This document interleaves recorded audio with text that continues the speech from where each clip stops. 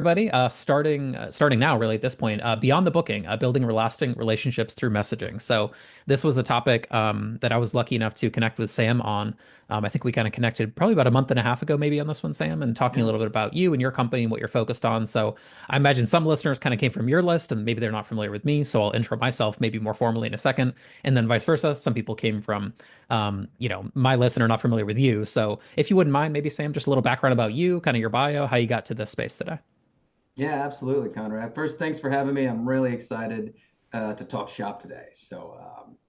I'm looking forward to it. So me, I never really intended to build a digital marketing agency after my corporate career. I had a 15-year history in corporate IT. I broke the golden handcuffs and started living the SDR dream full time. Now that our short-term rental business is really pretty much automated on my end. I'm hands off and focusing on Go STR marketing. Going to talk a little bit about that maybe at the end here, but our perspective about that Go STR marketing is, our approach is in everything we do, keep our host partners and all of our guests' best interest at heart. Just love the hospitality industry and happy to be able to help out.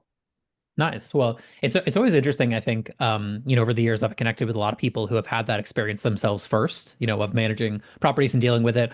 I'll be honest, I have not had that experience, right? So I've got into this from the marketing angle, and then I'm more, kind of niche down, if you will, within the marketing side of things. So I don't have that same experience. Do you think that that's something where a lot of the ideas and things you talk about were really born out of your experience doing it, doing it yourself with your own business that you're still working on today, or? Yeah, 100%. Like whenever I left my full-time, IT career, I had 8 to 12 hours a day that I wasn't working, right, available for me to focus on my business. And so I wanted to focus on growth, but I didn't want to focus on growth by acquisition, by acquiring new real estate assets. And so I looked at what we had, and we had a lot of guest contacts that we didn't do anything with. It was just collecting dust. And so that's really kind of what moved me to build this whole thing for myself. I got some IT buddies together. They knew the back end, the systems. I knew the SDRs, the marketing, and so we kind of built this for myself. Yeah, like that's I did this, and so I wanted to offer it to other folks because I knew it worked so well. So Yeah. absolutely. Yeah, I love that. Well, awesome. So again, for those people maybe that came from, our list or our world, or you've been on previous webinars before, it might be a touch redundant but for people coming in maybe from Sam's end who we haven't had the chance to connect with before. Hello, my name is Conrad O'Connell. I'm the founder of BuildUp Bookings. We're a digital marketing agency specifically focused on short-term rentals and vacation rentals. I started that business in 2016, this business in 2016. So we're coming up here on 9 years, which is hard to believe. Doesn't feel like 9 years, but I guess when I think about it too, we were talking about kids a minute ago, Sam. My son was, maybe only a few months old when the business started, and now he's definitely 9. We had his, birthday the other day, so it's definitely the case. But I guess it doesn't feel that long. A year and a half ago, I wrote a book called Mastering Vacational Marketing. We're going to talk about some of those concepts today, and maybe I have something fun at the end. If you would like to snag a copy of that, I will be able to maybe send that your way. So if you stick around, we'll have an opportunity for that here in a minute. And it's really, I say 9 plus. This bio is almost out of date. I probably should say 10 plus because I had a little bit of experience before starting Build Up Bookings, but it's been 10 plus years really of us working with vacation rental managers, search marketing, social marketing, email marketing. Today is really talking a lot about messaging, both email and SMS, and Sam has a lot of deep knowledge there. So we're kind of excited to dive in there. And over the last 12 months, I know that we've seen a lot and we've been able to assist in some of these things because over $50 million of direct bookings have been driven from the campaigns that we've set up for our clients. So we don't deserve all the credit, not even close. Our clients are the ones doing all the work, but we've been able to kind of see what they're working on that's working well. And we can take some of those ideas, concepts, frameworks, messaging ideas, and share them more broadly so that everybody can benefit from it. So we've got a relatively short agenda, but I think we can kind of flesh some of these ideas out as we get going here today. We're going to talk about these kind of 6 pillars. So we're going to start with just that post-day communication, why that matters, why there's upside, why there's benefit to doing that. We're going to talk about the different types of messages to send, like what are the different styles or approaches that we should take when we're messaging out to past guests or even upcoming future guests, that sort of thing. We're going to talk about brand recall and why that matters to your growth. And then Sam is going to kind of handle more of these next 3 blocks. He's going to talk about SMS and email. I would say personally, my knowledge is a little bit deeper on email. With SMS, I'm probably more of a novice, so I'm going to sit back and listen there too, Sam, to kind of understand maybe a little bit more of how you guys are handling things and learn from that.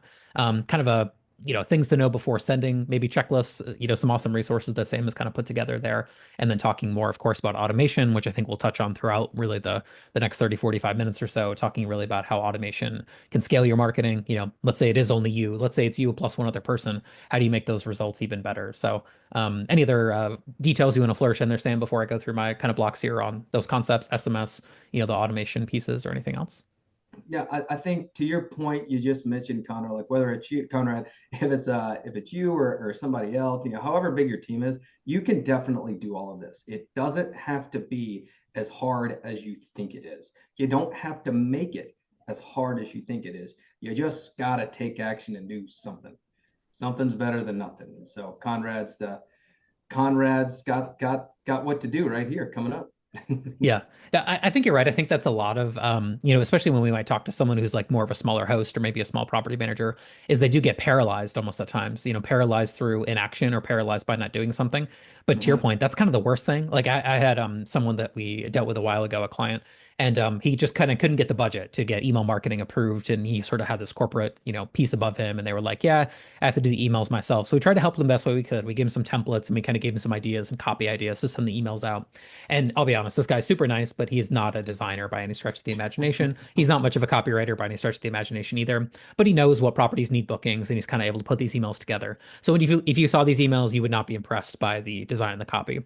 But despite the fact that maybe they're not the perfect emails or they're not designed by, pixel perfect designer who gets everything all dialed in, they actually work quite well. He gets 25, maybe 35% open rates. He gets, a good chunk of people to click through on the messages. And we go look in analytics, we can see that email is typically one of his top 4 or 5 referred booking sources when we look at e-commerce tracking. So that's Yeah, kind of a story almost that I think of when I think about what you're talking about there, where it's like taking action is always better than doing nothing. Again, these things aren't going to win design awards that he's sending out, but if he was sending out nothing, he would be getting 10, 15, 20 less bookings, every time every month we go and open that report, we see a lot of bookings come through on it. And I think that sometimes that does stop people from just going, and then you can always refine and make it better later on, for sure. yeah, exactly. Just final thought on that is I tell people a lot of times, when is the last time you saw McDonald's win the best tasting hamburger Right. award? There They're you go. just consistent, consistently okay, works well. Yeah, yeah. I think there's some truth to that. Yeah, it's like, and you know what you're going to get, right? I think that's a Exactly. that's a valuable thing that we can all learn from on the delivery side of things, the marketing side of Yeah. things. So, like I mentioned just a moment ago at the top, state of the end. So there's a bonus from the build up side of things here on my side of things. We've got a special offer in the book. We've got some additional resources we can send your way. And then Sam was kind and generous enough to give everyone here live and anyone watching the recording later on as kind of a special offer, a special bonus that maybe is not typically available on his website, GoSTR Marketing. So should be some solid stuff there. So stick around. We got some good stuff coming there on the bonus side of things. All right, so post-day communication. So as we were putting this together, and as I was kind of thinking through this block or this concept, I had a lot of thoughts, about it. But here's the thing that maybe I want to start with, which is that believe it or not, most guests actually forget about you the moment they depart. Now, they may not have forgotten about the stay. They remembered maybe the home they stayed in, roughly the location, how clean it was, how nice it was. They remember their trip there, whether that was through, driving or whether it was through, many planes, to get to your destination, whatever that might look like. But they actually forget about you, unfortunately, the moment that they depart. And when I say that, it's not just me saying that. There's a lot of data that backs this up. So there's been some studies from large research companies our space like I think the most recent one that I saw was from Focusrite. I was going to say the wrong word there. Focusrite had done one a while ago where it's like 60 to 70% of people 30 days after checkout forget who they booked with. Like it's some number somewhere in that range. So I think the trouble with that is that a lot of guests now, and we've talked about this at length on different podcast episodes and media stuff that I've done recently, they actually refer to it now more than ever as an Airbnb. So if they book through Airbnb, they're going to go ahead and say, yeah, yeah, I booked an Airbnb in New Orleans. Do you know who you stayed with? Yeah, I stayed with Airbnb. Like that brand is sort of usurped. In many cases, the host brand or the manager brand. I think that's such a foundational, crack in the goal that we all have here, which is to make your brand well known. And to be clear, I'm not anti-channel. The channels are amazing. You should absolutely be listing on Airbnb. You should be doing everything possible to make sure that your listing is well optimized there. there as well, right? But we shouldn't be ceding our brand and ceding all of the control that we have to any OTA platform, whether it's Vrbo, Airbnb, Booking.com, whatever the case may be. We know that it's a bad thing. Like we can all agree that this is a statement that should not be true. Most guests should not forget about you the moment they depart. But let's be honest, as people, we're assaulted with marketing messages. Go scroll your Facebook feed or Instagram feed or pick your social media app of choice. And what do you see? You see an ad every 3 to 4 pieces of content. So from the time that there's leaving your property to even a few weeks later, they've probably seen 10,000 marketing messages since then, and they just don't always remember your exact brand, your exact messaging, particularly if you don't do a great job of reminding them of your brand in property, which is kind of outside the scope of today's presentation, but that's one thing that can help recall, by the way, not only the messaging pieces that we're going to talk about today, but the fact that when they check in the property, there's actual physical reminders in the property of your brand name, the name of your company, that sort of thing, your website, QR codes, that sort of thing. Airbnb can't control if you put, a 8 by 10 thing in your fridge that lets people know more about your company. So we all agree that's bad. We don't necessarily want guests to forget about us. But again, this is problematic, period, whether you get a direct booking or not. But it's more problematic, like I said a second ago, when they book through an OTA platform, because they'll do that. They'll refer to it as an Airbnb, or I booked on Vrbo. So kind of my thesis and what I've seen a lot over the past 10 plus years at this point is that the only way to actually get a repeat guest, or the only way to get a repeat booking from a past guest, is to communicate early and often post stay. So I think a lot of people have the mindset of, if someone checked out, as we record this, it's Wednesday, May 7th, someone checked out Tuesday, May 6th, and they think, okay, like I sent them the review email, that's automated. Most PMS platforms or most systems can kind of handle that. And then they go, cool, like there's not much more I can do after that.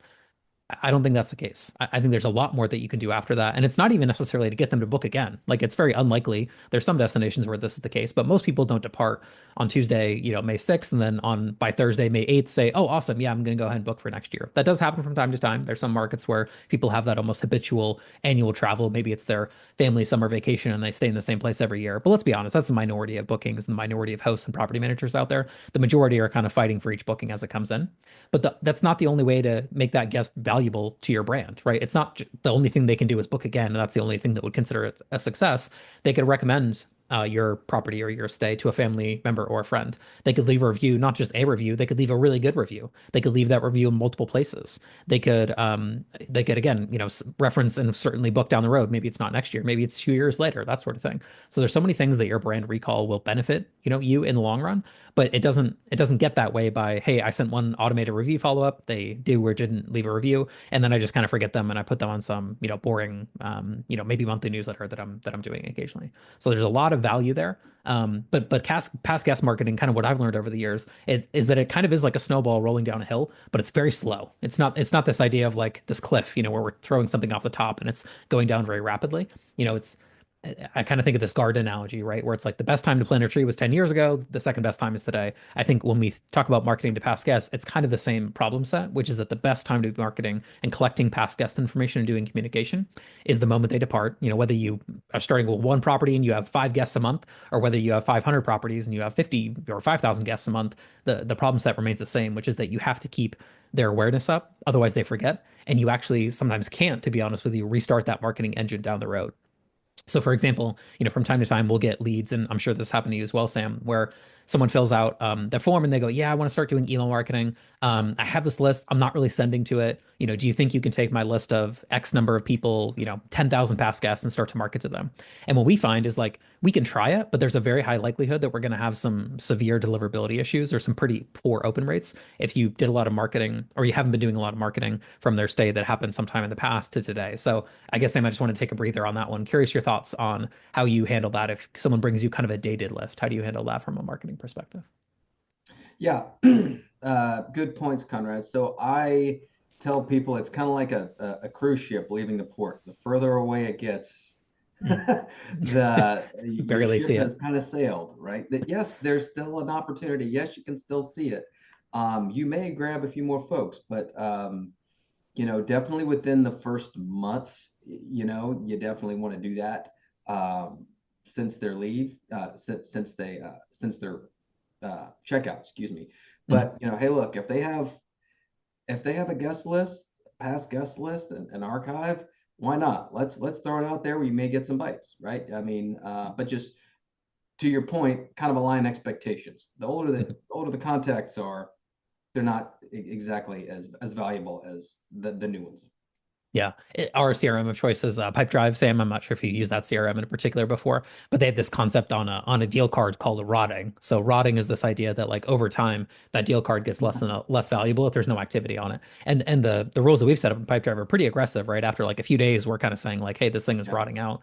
But most vacational managers, maybe their time frame could be longer. But to your point, if at least something in the first month, I could definitely connect with that idea for sure. At least something in the first month to remember your brand name. And that's the thing too. I want the guest on the other side to get used to receiving emails and opens from me. So for example, we did a webinar a few weeks back, Sam with StayFi, and this idea of in property email collection. And we had a client ask me recently, hey, once they're actually in property, what am I sending them? Like I don't really want them to book. And I said, well, send them information. And they're like, does that help me in any way? And I'm like, in that moment, no, not really. Like you're just providing them a good experience. It's not necessarily giving you any more booking capabilities or you any more revenue. But now I've got a guest who's used to opening emails from you, so that when I have the marketing email that comes a month later or 2 months later, 3 months later, they're more receptive to opening it because they've gotten messaging from me before. It's coming in this format, it's in their inbox, and they're going to open the first email they get almost certainly, particularly if it has information about the stay that they're having right now. If I check in, I sign on the Wi-Fi, system, I go through StayFi, boom, I'm getting an automated response. It's like, oh yeah, great, I need this. Let me click on this. Let me open this. It's a Mhm. good habit to build. That's kind of what we're after, right? We're trying to change someone's behavior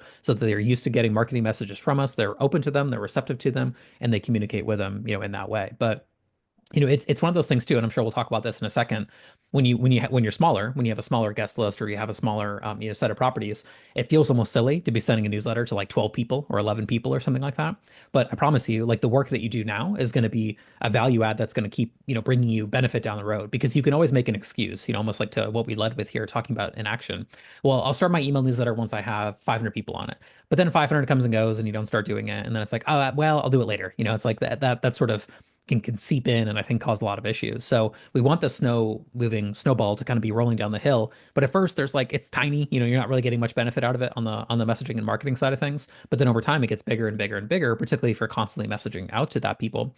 And then we have clients today, sure, larger property managers, but they send out email promotions and they get like a guaranteed 15 bookings every time, like almost without fail, right? They have featured properties, they have new listings, and over enough time they build a big enough list where like pretty much on demand they can click a button, send a message out to their past guests, and get 10 to 15 bookings every time.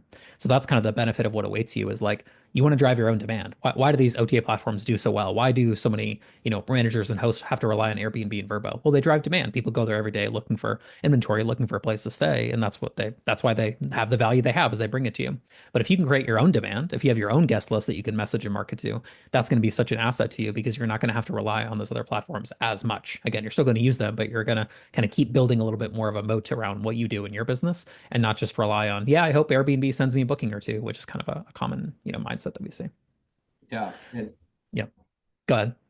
last point on that, I was going to say Yeah. this story reminds me of Jen Lev. She's a client we have. She started with us about in the slow season. Didn't Mm, have many didn't have many contacts at all.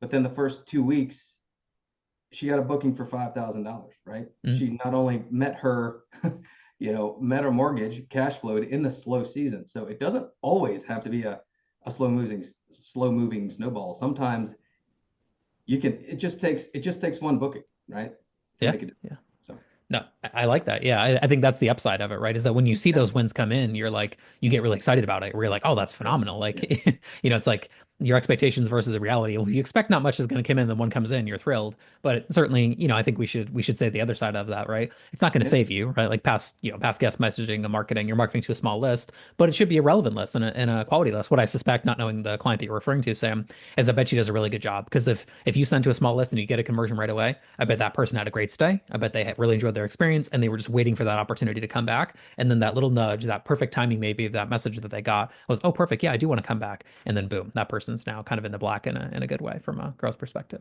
So yep, yeah. So, as we're talking about here, Sam and I, at first it's small, but as you scale, the marketing becomes extremely valuable. And this is another point that maybe I just want to spend one more minute on before we get to the next block here. as time goes on, you want your cost per acquisition, you want your cost per acquired customer or guest on your website to go down over time. And that's one thing that we see over and over again. And it's kind of an unfair thing, I would almost argue, in this business. When you're small, you have to pay a lot more when you don't have much budget or much money to acquire a guest through, let's say, paid advertising, whether that's Google or Facebook or whatever the case may be. We obviously run a lot of those campaigns for our clients. And then over time, these big companies, what they end up finding is like the efficiencies. They spend the same amount of money than a smaller manager might on acquiring traffic to the website, but their site converts better. So what happens there? Their cost per acquisition goes down. So the small manager might be paying $200, for example, from an advertisement to get a booking, whereas the bigger manager, not only do they have more money to play with, they might be able to spend double the budget, but they might acquire a guest for $100 per booking. When you look at a cost per acquisition from Google ads or Facebook ads or something like that. So it's kind of a double whammy, against you when you're smaller of like, man, I have to pay a lot of, dollars to get this attention, to get this visibility. Once I get it, my conversion rate's a little bit worse. But again, over time, what should happen is your cost per acquisition should go down because the main reason why is that you're building this audience, people that are going to come back and book direct. And one thing that we see a lot of as client lists get bigger and we continue on the marketing side is it isn't always that every single booking gets attributed back to a message that was sent, whether that was sent, from, let's say you sign up with Sam, you use his systems, some people will click on that message and they're not going to book right away. Like it's rare that you see that where someone clicks an email, clicks an SMS message and goes, oh yeah, let me go ahead and drop this $5,000 right now. But it creates this kind of awareness loop that you end up getting a lot more direct traffic. So I was on a call this morning and we were talking with this person about his direct traffic growing and he's still kind of starting out and getting going, but he's now getting 1,000 people a month to his website directly, not coming from Google, not coming from a search engine, not even really coming from his email list necessarily. They're not at least attributed to that in analytics, but they're coming to the website directly because they know the brand, they know the company, they know the property, they want to go stay and they're going to the website to check it out and learn more about it. So that's another thing is that over time, maybe some people, haven't experienced this yet, so they haven't seen the upside of it, but your marketing cost per acquisition may go down. Now, that doesn't mean that your marketing costs are going down. You may be spending more in marketing, but that means maybe you've grown. Maybe you have more listings, maybe you have more properties you need to fill, that sort of thing. So that's why, your overall marketing costs may go up, but you're getting a lot more bookings. So the cost per booking can go down. Nicely, which I think again, this email and SMS messaging helps assist that process because we're creating more awareness. We're putting that idea in someone's head. We're planting the seed in their brain of I want to go stay with Sam's company. I want to go book with him again. I got the SMS. I wasn't ready to book in that exact moment, but I opened it, I saw it, and then later, oh yeah, I'm going to go to his website and book directly. So it's kind of that brand awareness thing that we're all fighting for. So turning the page here, types of messages to send. So just kind of give people some ideas because there is, that's the problem, right, Sam, is that you can do anything, but that means you probably can't do everything with respect to all the different ideas and emails and SMS messages that you want to send. So trigger messages based on events. I think this is a very logical one. We have a client, for example, who uses abandoned cart emails. So if someone actually goes to the checkout page and does not convert, we have a 24-hour delay, and then they get a message, hey, Sam, you started your checkout process, but you didn't complete it. That's a very solid message that you could be sending out to potential guests. And we have that client that I'm referring to might only send 5 of those a day. It's not really that many, but the conversion rate on that campaign can be phenomenal. It could be a 20%, 40% conversion rate because it's such a relevant message to send when someone's going to book. And then for whatever reason, they get distracted. They had to check with a friend, family member or a friend to make that reservation. That person didn't reply. And it's like, hey, by the way, this was in the cart. We're waiting for you. We'd like to host you. Click here and finish your booking. That's a really solid one. And events could also be things like the first time that they signed up for the website and signed up on the website and stayed there. It could be, and I'm sure you're going to talk about this in a second, booking dates or key reminders. So a year ago, you booked on this day for a stay in, let's say, July 4th. As we record this, it's May 7th. We have clients right now that are getting a good number of bookings for July 4th. So next May, we should start, having triggers and messages in place to say, you might want to book again for July 4th of next year. Like we can do things based on this. Some of our clients are, know for a fact that the guest is coming in for a birthday, for an anniversary, and they know that they typically have a 45 or 50-day booking window. Well, you could set up rules. If someone's booking on their birthday, I could tag them as birthday in the CRM. I could say 50 days before this day, go ahead and market to them. Hey, do you want to come back for your next birthday? We'd love to host you again, that sort of thing. And then, of course, ongoing email marketing to the list or large segments is always going to be a very successful way to send some message of some kind, right? So if someone's just on the list, they've been on the list for a while, they're a past guest, and maybe they're getting some of these triggered emails. But if they're just not getting some kind of monthly communication from you, monthly newsletter from you, that's a very viable, thing to add in there. So that's an illogical one there. Multi-channel. So again, Sam is going to dive more into SMS. Email is probably what we spend the most time on here at the build-up side of things. But these are obviously the channels where there's a lot of upside and people have high open rates on both channels. SMS probably a little bit better. Emails kind of open rates have probably degraded a little bit over the years, but still solid. But a few of our clients actually do outbound calls. So they will assign their their reservation is a set of past guests. Maybe it's they take, if they have three reservations, they take the three reservation team members and split them in thirds. Okay, we have a 10,000 person list. We're going to split these in three. And then they'll reach out to people and say, hey, Sam, giving you a call. My name's Conrad here from Conrad School Cabin Rentals. We'd love to host you again. Are you planning another trip to the area? That sort of thing. And outbound calls can absolutely be a solid message. And people actually can be receptive of outbound calls if it's meant to be more helpful. Now, if it's salesy and it's, hey, come here, book now, and it's not meant to, it's just more transactional, people don't always love those. But these outbound call scripts that some of our clients are using are pretty successful. I mean, we have clients that are capturing 5 to 6% of people who they reach out to via call or picking up, and they can drop an SMS to after if they don't pick up that call. And they might get anywhere from like 10 or 15% of those people to at least call back, indicate interest, tell them what they're looking for, and then they can get a lot of quotes out that way. So it's kind of my belief too is like this is a make your own luck kind of world at times, right? If you just wait for the Airbnb, spoon to come down and feed you some bookings, that's one thing you can do, of course, and that does work. Don't get me wrong, but if you can go do an outbound SMS, do an outbound email, do an outbound phone call, and generate more demand, and you need bookings, then why not, right? What's the downside in that scenario? Can you reach out to every past guest every day? Of course not. But can you reach out to a certain segment or group?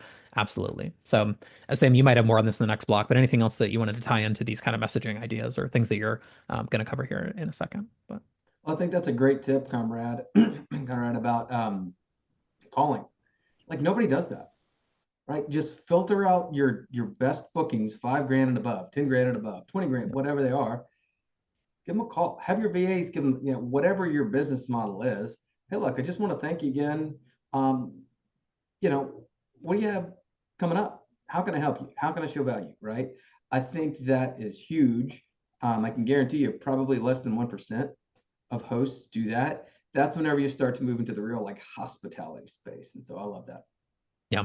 And we have a client, for example, who sends, this isn't really the part of the presentation that we have here, but she's talked about it at length, who sends a lot of actual physical mail to past guests, right? And even if that coincides with the timing. So if you know it's their birthday, send them a birthday card. It's like, I don't know, like that may not necessarily lead to a booking right now, but it's like, oh yeah, I do remember that stay. And it could spur, oh yeah, let's go back for our anniversary that's in the fall, or let's kind of think about what that could be like. It's kind of generating that conversation for you. And it's really like, to your point, building a hospitality focused relationship. It's just about people knowing that you're there, personalizing that messaging where possible. And that's one thing too. I didn't touch on this earlier, but this kind of ties in this whole idea. People can absolutely sniff out the difference between automated messaging and personal messaging. It's so obvious when, if you're like me and you get a lot of automated messaging, we can tell that there's automated messaging and there's personalized messaging. I'm not saying stop doing automated messaging. That's like the whole premise of what we're talking about today. It's absolutely valuable, but there's always going to be a time and a place to do those more personalized messages. And it's showing someone that you have thought about them, that you do care about them. If I know that it's Sam's birthday, if I know that it's Sam's anniversary, if I know that Sam's going to have a daughter here shortly, and maybe he'll want to have a baby moon with his wife before, that baby comes, maybe that would be a good idea. If I can remember those details, save them in some CRM, and then send a personalized message, next May, and say, hey, maybe it's time for baby's first vacation, that sort of thing. That could be something that could be quite exciting, so to leverage there. So yeah, I think it's about being thoughtful and kind of figuring out the ways that you can grow there. So this was my last point. Honestly, I kind of touched on it already, just to be candid. But one thing that I've just learned over time is that brand awareness often turns into branded search activity on Google. So let me kind of show that to you. This is a client that we work with in a cabin market, and this is, I had to blur for privacy, but this is the brand term that they have showing up in over the last 12 months coming from Google searches. So this particular company gets 35 40,000 people every single year coming to their website that are just looking for their brand, and it generates hundreds of thousands of impressions on Google search. The majority of the way that this company, I would say, gets all this branded search is through social media awareness and advertising and messaging and media marketing there, and email marketing. They're sending out messages to past guests, and a lot of those guests eventually, again, they don't open that email and book right away, but they remember the brand, and then they go later when I'm coming back to potentially stay in this market, they search the name of that company, they search the name of that brand, and they get a lot more upside there. Just to give you a reference point, their brand gets just as many searches, or they rank for just as many keywords and get enough traffic there as a keyword like Tennessee cabins, which is a very competitive keyword in this market. It doesn't get quite as many searches as a keyword like Gatlinburg cabins or cabins in Tennessee, but it's not that far off from some of those concepts. So if you can generate enough brand awareness, like if I'm selling cars, for example, I would much prefer someone searching Ford F-150 versus small truck, or buying a truck, that sort of thing. Because if they are searching Ford F-150, they want an F-150, and if I can sell them what I have to offer, that's going to be much easier journey to go on than selling something very, generic or someone having very general, generic keyword. So my SEO brain says, yes, I want all these keywords to rank, but my brand, marketing brain says the more branded search that I get, the more awareness I have for my product, what I'm offering, the names of my properties, the name of me as the manager or the host, the more upside that I'm going to get in terms of direct bookings because people are seeking me out. They're not seeking out just a general place to stay in whatever destination that you happen to be in. So, awesome, Sam. I think this next block is you. So maybe a little bit of a handoff here, SMS versus email. Anything to tie into my piece before we go over to your sections here? I just think that, to your point, just any communication is key, right? So Yep. get it out there, get it going.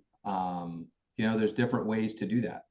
Email has been around for 30 years, right?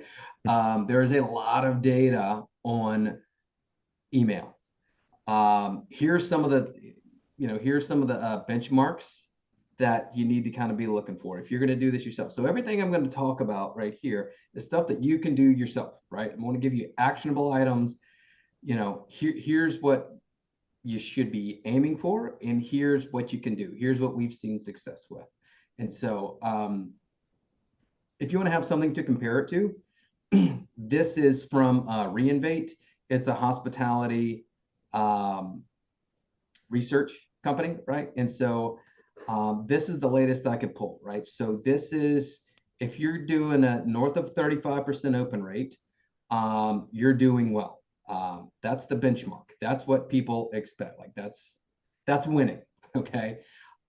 Click-through rate, for those of you who may not be familiar with what that is let's say I send a marketing email and my marketing email has my direct booking site, www.abchost.com, right? If the guest clicks on my website in that email, that's a click-through rate. Okay. That's huge in Conrad's world. I know he does some fantastic things with SEO because is that an organic, I guess, click, Conrad? Yeah, typically, so that's maybe a small note there on how things are tagged in analytics. But most of our clients, we prefer that they tag that with UTM parameters that would indicate that it's coming Right. from email. And that way we can separate that traffic in analytics as, hey, this is email traffic versus the organic traffic. But again, they have a correlative effect in my experience. The more email marketing you do to past guests, the more I think it can change people's behavior to then go search it on Google. At least that's been my experience. Yeah, yeah. So you can see if you have and this isn't even a crazy way, any crazy, it's a basic um, metric that most simple email systems have is click-through rate, right? You can get that data natively, right? So that's what you should be going through. This means, again, people going to your website from the link in your email. So, 1%, almost 2%, and then conversion rate, 0.2%. Yes, that looks tiny, but that's actually the conversion rate. So that's really kind of calculated by, of all the messages you send out, how many convert to booking dollars, right? Mm, Book with you. absolutely. Awesome. We go to the next one here. Yeah. So everybody's on their phone, right? I really like SMS because people are attached to it multiple times a day. A lot of people have problems with it, right? They check it too much. And so this is one piece of data from Sender that people open their email 98% of the time. So if you take that 98% open rate of any email, and then you compare that to the 30% goal of email marketing, 98% of SMS, you compare that to 35% of email, people are looking at their text messages. Okay. I tell people, how many emails do you get a day versus how many texts do you get a day? Mhm. And so that's just kind of something that I like to keep in mind whenever I'm doing, my marketing or giving tips to people. So both I think work. that, yeah, I Yeah. was going to say that number for me, Sam, is probably 200 or 300 inbound emails a day, both ones that I want and ones that I don't want, to be honest with you. And maybe, friends and family, that sort of thing. Maybe I get a half a dozen, text messages a day, somewhere in that range. So Right. absolutely. And so I guess here's some things that I would kind of recommend before sending. Conrad touched on it Mhm. earlier. whenever he says, the majority of guests forget about you after they book.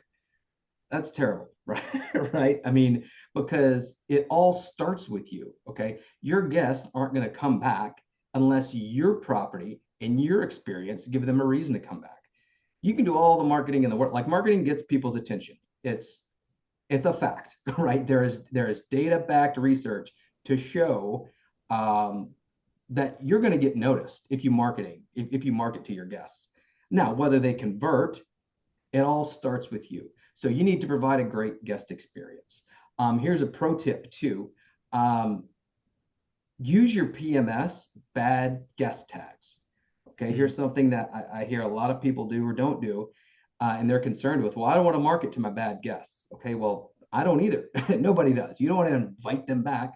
So one of your responsibilities as a professional co-host or a professional host is to mark guests as bad in your PMS. As soon as your cleaner messages you and says, "Hey, they wrecked the place," or send you photos, blah blah blah, you mark them as bad in your PMS as quickly as possible. So then that way, whenever you're importing, your hundreds or however thousands, maybe even 20, right? Everybody's busy. You're not going to spend time going through each one of those and validating, right? If we're going to market, we're going to market to scale. We've all got 1,000 things to do per hour, right? So just mark them as bad, filter those out before you bring them in. Conrad, anything you want to add on that?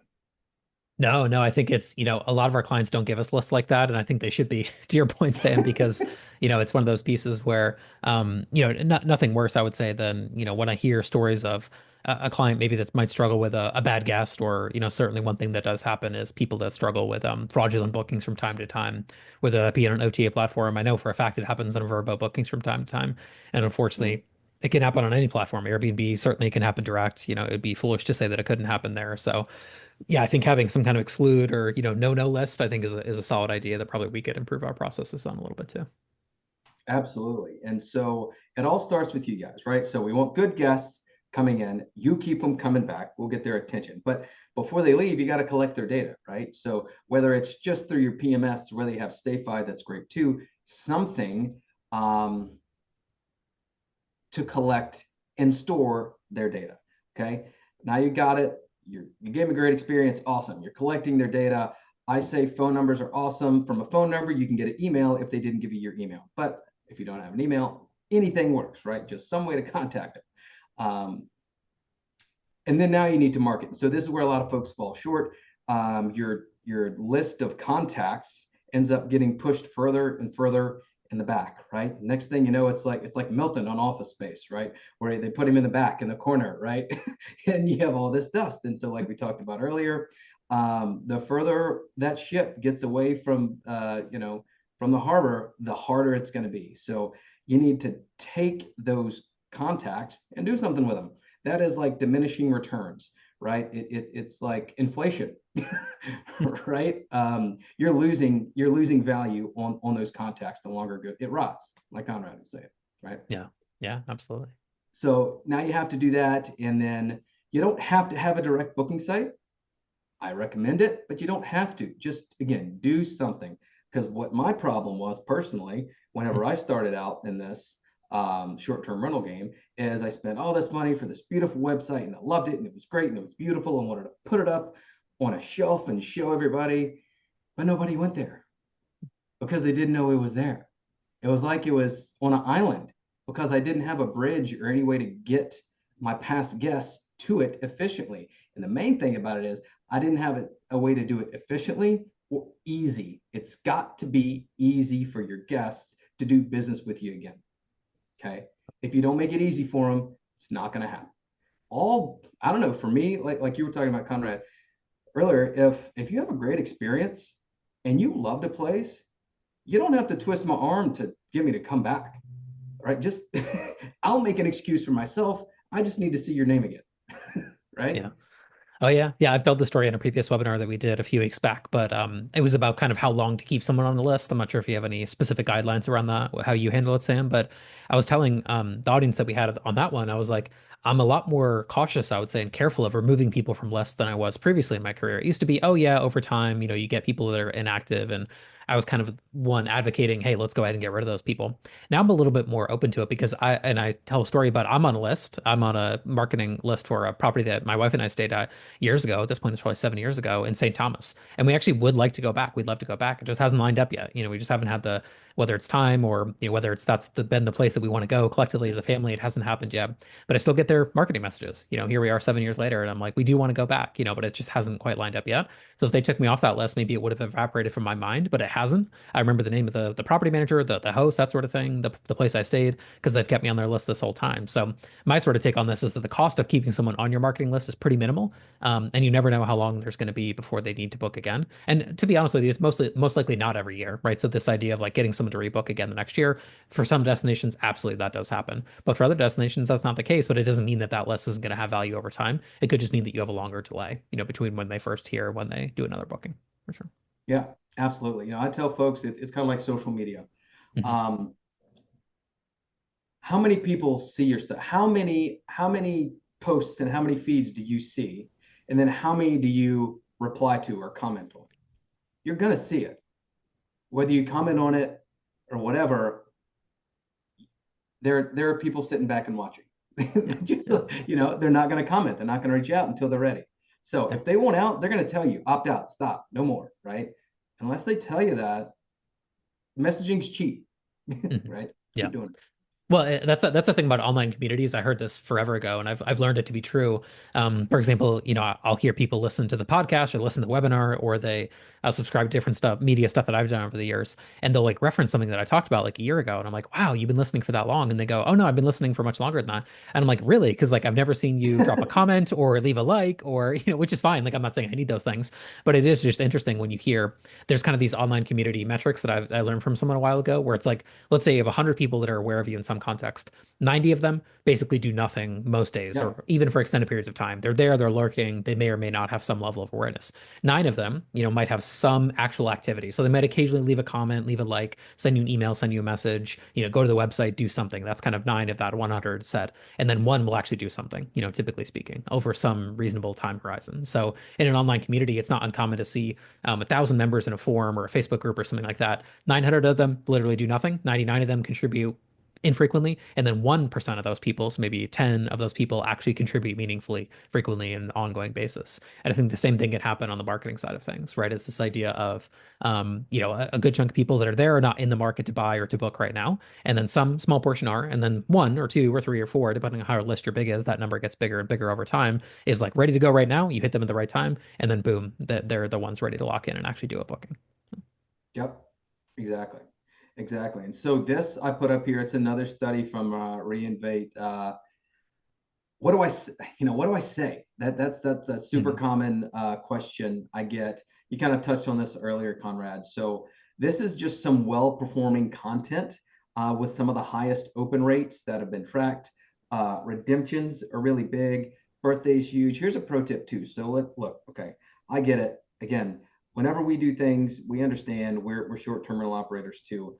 It takes a lot of time to create content to do this. If you don't have time to look at their birthday, that and backtrack this and do all that, get something out. It doesn't have to be their birthday. Pro tip: hey, here's an early birthday gift. I know it's not your birthday, but people just feel they get the right to take advantage of a birthday gift, right? So it doesn't have to be their birthday, but it's one of the highest converting campaigns to do, right?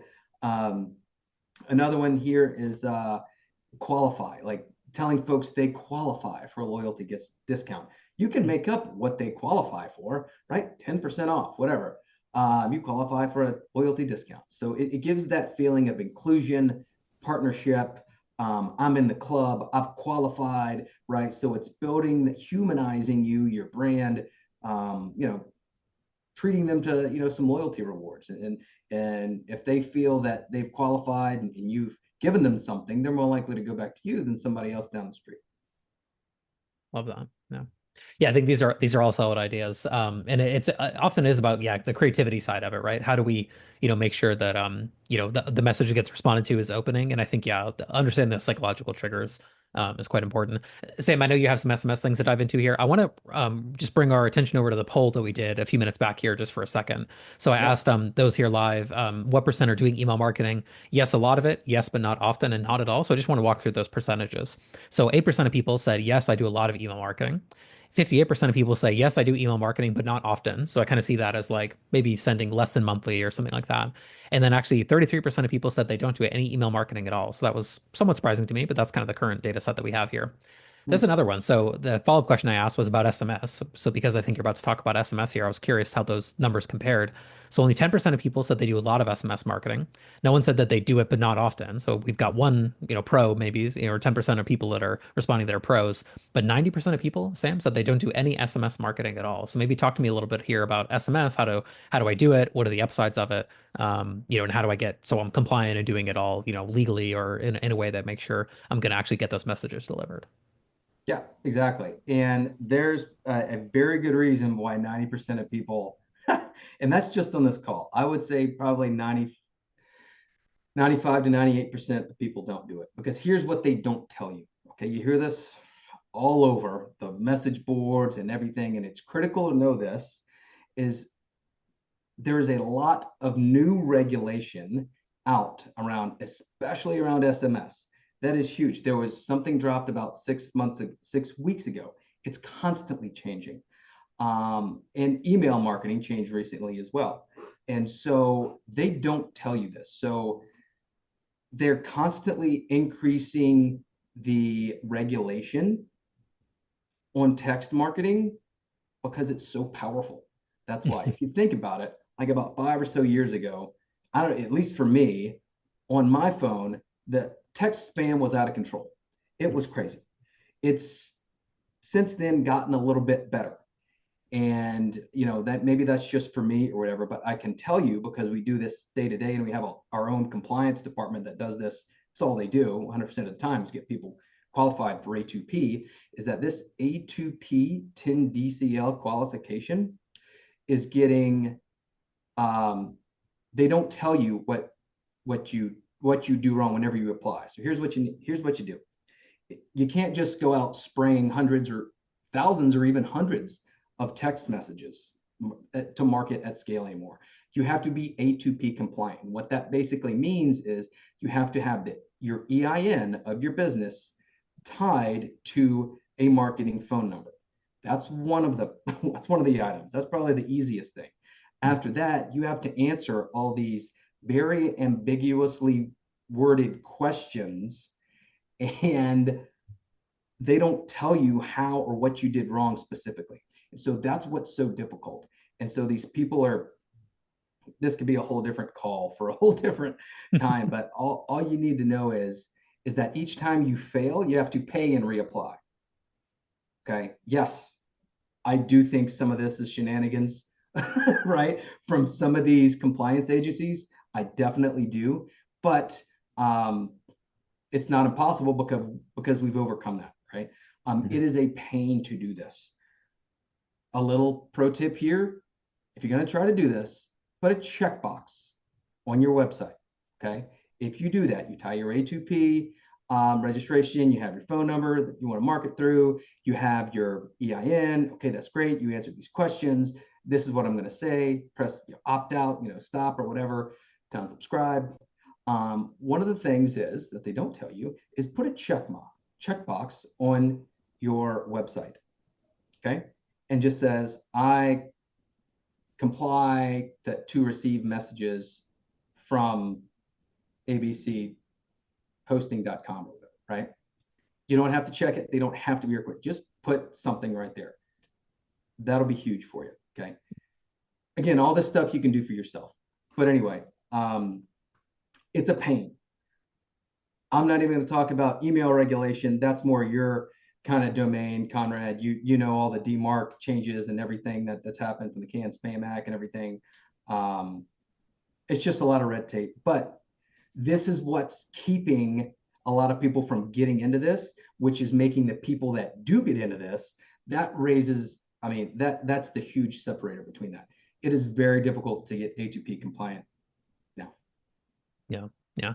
Yeah. I think it's, to your point, to the headline of that slide, right? High regulation, high benefit. I think that's a way to, to your point, that's why you should lean into it, right? Is like these are the things that, you get it all verified. And then maybe it's like I don't know, I guess I look at that as like going to the dentist. Like it's painful one time and then hopefully, you now have a, something that will Yeah, stay the case for a while. And if I had to go to the dentist every day, I wouldn't enjoy that. But if I have to do it once every 6 months or whatever the case may be, if I have to do this once every few months, make sure I'm compliant, then awesome. I deal with that and then it's all set up and now I can market and advertise as long as I'm complying with all the rules and yeah, regulations, as it were. Yeah. yeah, absolutely. So this is a screenshot, one of my personal messages from my personal campaigns. I know I've got a few minutes left, so I want to kind of go through this pretty quickly here, but you can see kind of the verbiage. I call people out by their first name. I remind them, Kelsey is my wife who's in charge of guest communications, and that's who they've communicated with during their stay, right? We're basically reminding them where they stayed, no matter how old this contact is, even if it's a week, right? Especially if it's more than a year, right? But where they stayed, the city, the last booking channel. And what we do is we do this kind of subconscious marketing thing where we thank them, that we ask them to do us a favor by giving us a Google review. And then after that, we give them something in return. We this next message right here, the bottom one right here, no, excuse me, the second one, second gray box from the top. Yeah, right there. That's where we are asking them if they'd like to explore our other properties and get loyalty discounts, right? And so, yes, of course they do. So this is their opt-in. So they're opting into the A2P marketing campaign. So if your opt-out rates are too high in your marketing campaign, they're going to stop you. They're going to shut you down. Okay. So that's a whole nother thing with compliance, but you have basically this good boy score where your opt-out rates have to not exceed a certain threshold. And then after you keep that low opt-out rate threshold for long enough, then they say, okay, now you can send 500 messages a day. Okay, now you can send 1,000 messages a day, right? So you're building your health score. That's the secret sauce right there. The ability to land on text messages and in the inbox. Anyway, so we send 2 back-to-back texts. It's personalized. They're going to read it. And then after that, we send them text and email in conjunction. So the text is always a teaser to open the email for the next 12 months. How do we scale? You don't have to be an expert with content, okay? Don't overthink it. We talked about this before. Consistently good wins the day. Consistency is key. So this is a bird's eye view. What we do is we set our whole annualized campaigns up for the whole year. Set it once and forget it, and we put it on automation. We're taking your guests on a journey, okay? It's personalized, it provides value. Well, like a few examples are why I got into short-term rental hosting. Here are some of my favorite restaurants, favorite off-season events, off-season attractions. We always want to, promote people to come in the off-season, so give them a reason to come, right? So use your logo, photos, headshots, steps to book on your direct booking site, right? So our text is a way to get their attention to look at the email with all the value and all the directions to be self-serving on there. Love it. Love it. Yeah, I think your idea of the text alongside the email is something that we have discussed internally a little bit, and we're open to kind of exploring that more. Right now, we have it with probably a handful of our client set where they're doing SMS alongside of it. But as this data shows, right, it's like you want the SMS open. The SMS open rate is much higher, so it's key to understand if I can get the SMS plus the email together, it gets them to open the email.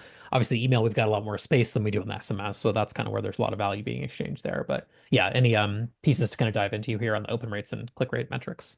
This is the gold standard I've heard people talk about and our clients talk about because it's a text, to your point, that guides them to the email to open it. So the consistency here is, the key here is the consistency.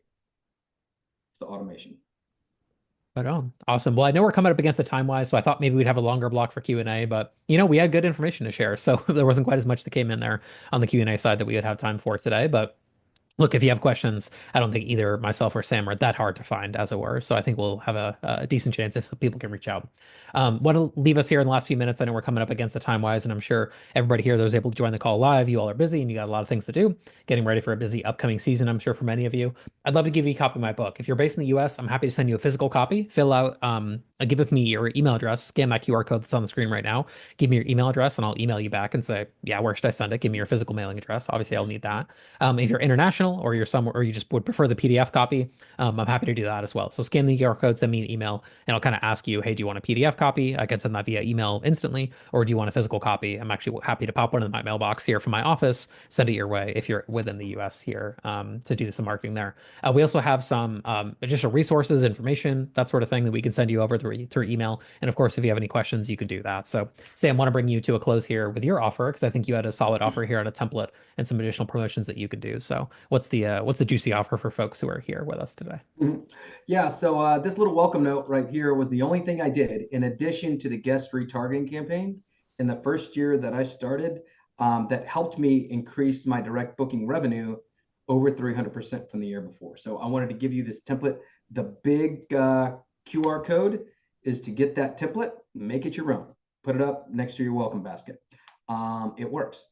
And if you want to learn more about Go STR marketing and some of the new things we're doing that are really have never been done in the industry before, that's us. You can scan the little code on the bottom left here or check us out at gostrmarketing.com. So again, happy to help you guys with your marketing, but all this stuff that we talked about, you guys can definitely do yourself. So Awesome. I'll leave it up for one more second and then we'll come off screen share here and come to a close. So awesome. Well, Sam, thank you. It was awesome to kind of hop on with you today, record today, kind of hear more about your perspective. It was good to kind of see, we have some, as we talked about before we, hit record here and got going, we've got some things that we do that are somewhat similar, but you've got a fresh, novel approach to it that is not exactly what we've been doing. So always good for me to learn and, get other marketing minds, here with me today. So if you have any questions, again, I'm sure you can drop Sam a note at his website, gostrmarketing.com, go to buildupbookings.com, click the button on the top right hand corner, go to our getting started page. And of course, someone from my team can reach out and potentially chat a little bit more. Sam, thanks again. Appreciate your time, effort, your attention, putting all the slides together, getting